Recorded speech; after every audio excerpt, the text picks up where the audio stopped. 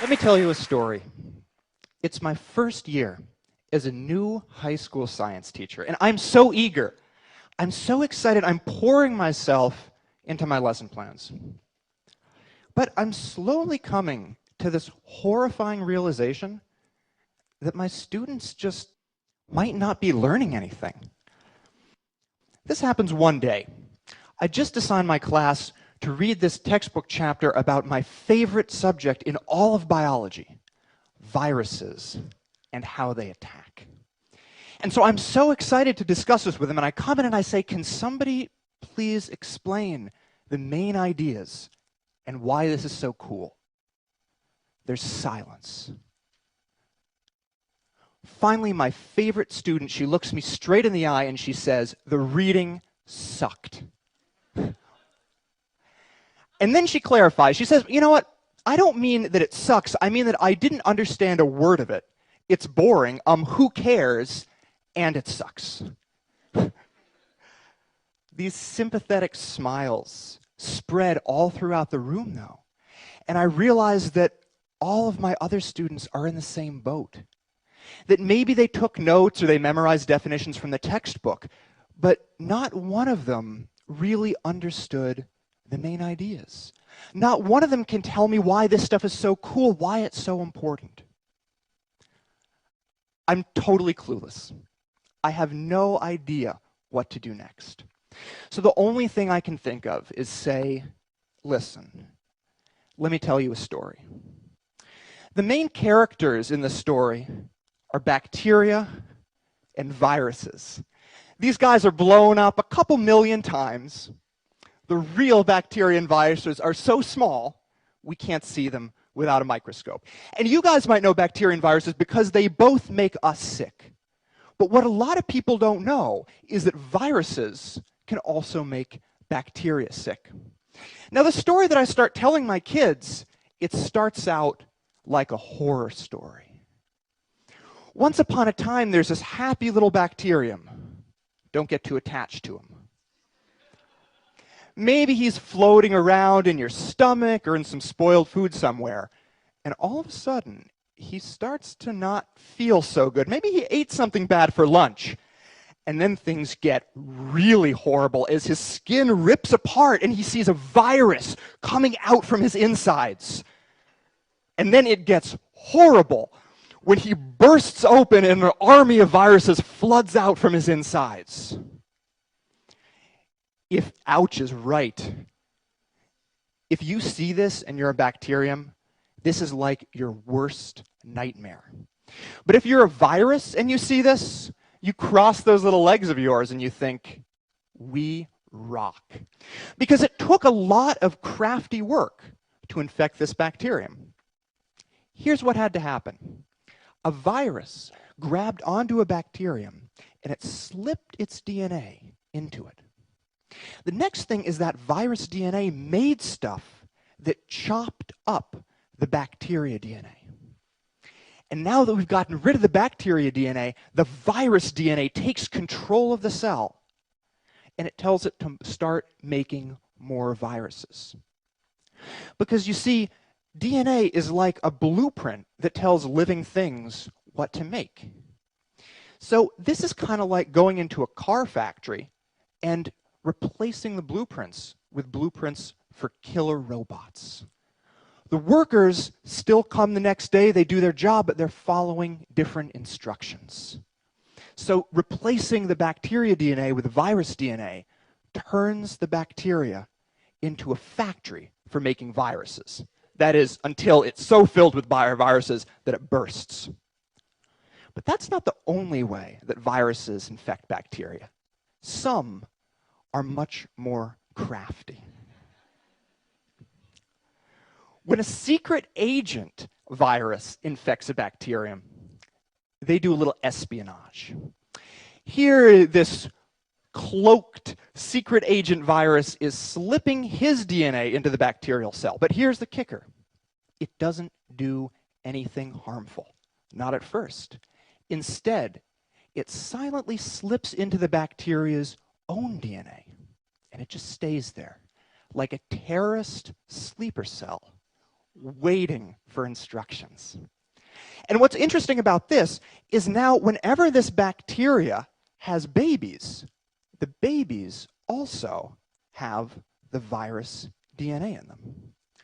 So now we have a whole extended bacteria family filled with virus sleeper cells. They're just happily living together until a signal happens, and bam, all of the DNA pops out. It takes control of these cells, turns them into virus-making factories, and they all burst. A huge extended bacteria family, all dying with viruses spilling out of their guts. The viruses taking over the bacterium. So now you understand how viruses can attack cells. There are two ways. On the left is what we call the lytic way, where the viruses go right in, take over the cells. On the left is the lysogenic way that uses secret agent viruses. So this stuff is not that hard, right? And now all of you understand it. But if you've graduated from high school, I can almost guarantee you've seen this information before. But I bet it was presented in a way that it didn't exactly stick in your mind. So when my students were first learning this, why did they hate it so much? Well, there were a couple reasons. First of all, I can guarantee you that their textbooks didn't have secret agent viruses and they didn't have horror stories. You know, in the communication of science, there is this obsession with seriousness. It kills me.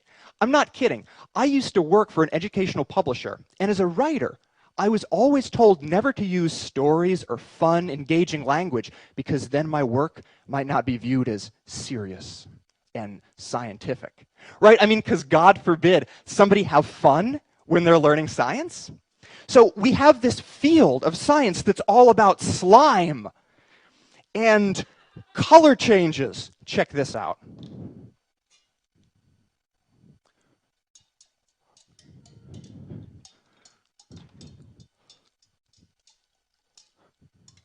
And then we have, of course, as any good scientist has to have, explosions. But if a textbook seems too much fun, it's somehow unscientific. Now, another problem was that the language in their textbook was truly incomprehensible. If we want to summarize that story that I told you earlier, we could start by saying something like these viruses make copies of themselves by slipping their DNA into a bacterium. The way this showed up in the textbook, it looked like this. Bacteriophage replication is initiated through the introduction of viral nucleic acid into a bacterium.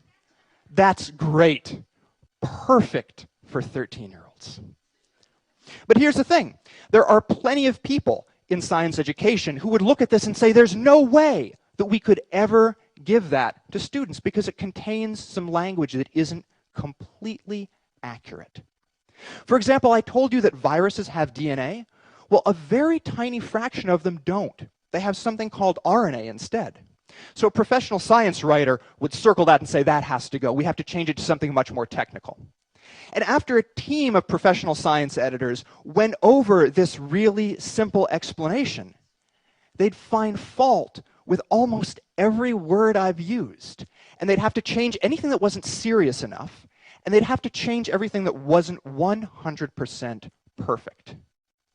Then it would be accurate, but it would be completely impossible to understand.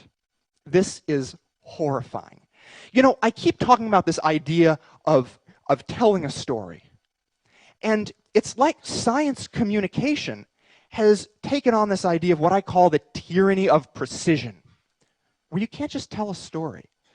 It's like science has become that horrible storyteller that we all know, who gives us all the details nobody cares about. We are like, oh, I met my friend for lunch the other day, and she was wearing these ugly jeans. I mean, they weren't really jeans. They were more kind of like leggings, but like, I guess they're actually kind of more like jeggings. Like, but I think, and you're just like, oh my God, what is the point?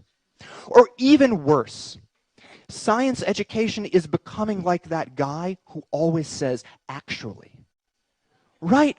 You want to be like, oh, dude, we had to get up in the middle of the night and drive 100 miles in total darkness. And that guy's like, actually, it was 87.3 miles. And you're like, actually, shut up. I'm just trying to tell a story. Because good storytelling is all about emotional connection. We have to convince our audience that what we're talking about matters. But just as important is knowing which details we should leave out so that the main point still comes across. I'm reminded of what the architect Mies van der Rohe said, and I paraphrase, when he said that sometimes you have to lie in order to tell the truth. I think this sentiment is particularly relevant to science education. Now, finally, I'm often so disappointed when people think that I'm advocating a dumbing down of science. That's not true at all. I'm currently a PhD student at MIT, and I absolutely understand the importance of detailed, specific scientific communication between experts. But not when we're trying to teach 13-year-olds. If a young learner thinks that all viruses have DNA, that's not going to ruin their chances of success in science. But if a young learner can't understand anything in science and learns to hate it because it all sounds like this, that will ruin their chances of success. This needs to stop. And I wish that the change could come from the institutions at the top that are perpetuating these problems. And I beg them, I beseech them, to just stop it. But I think that's unlikely. So we are so lucky that we have resources like the internet where we can circumvent these institutions from the bottom up. There's a growing number of online resources that are dedicated to just explaining science in simple, understandable ways. I dream of a Wikipedia-like website that would explain any scientific concept you can think of in simple language any middle schooler could understand. And I myself spend most of my free time making these science videos that I put on YouTube. I explain chemical equilibrium using analogies to awkward middle school dances. And I talk about fuel cells with stories about boys and girls at a summer camp. The feedback that I get is sometimes misspelled, and it's often written in lolcats. But nonetheless, it's so appreciative, so thankful, that I know this is the right way we should be communicating science. There's still so much work left to be done, though. And if you're involved with science in any way, I urge you to join me. Pick up a camera, start to write a blog, whatever. But leave out the seriousness, leave out the jargon. Make me laugh, make me care. Leave out those annoying details that nobody cares about and just get to the point. How should you start?